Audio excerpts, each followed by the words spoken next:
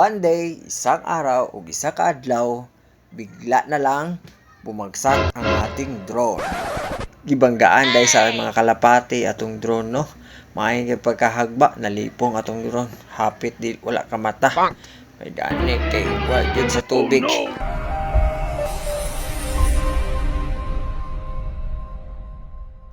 A day in my life as a vlogger, as a tindero, as manuruyay, daghang kay tag talent, no?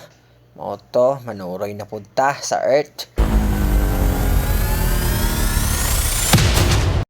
Diring dapita, ako dating video din, no, sa manuruyay ug pan. Dili ni basta-basta manuruyay, vlogger po ni siya, no?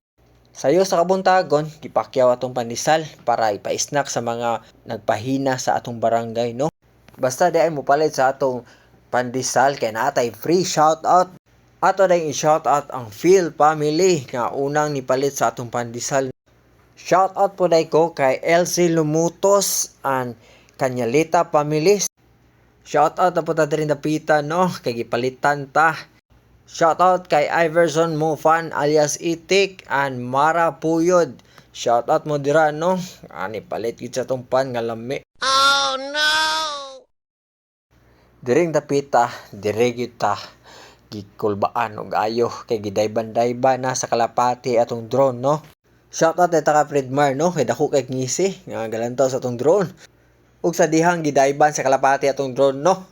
Medyo sakit kayo, parang sakit pa sa heartbreak, makaigit matagahat aning kalakihan. Kay Mr. Adjust. Moto, grabe yun pagkaguba, no? Tungkol sa kalapati, gibanggaan yun sa kalapati. Nalangkat bagid ang tapiraw. Kaluoy, inanay yun ang life, no? Makagigil ka sakit. Kaya, maabot sa kalami.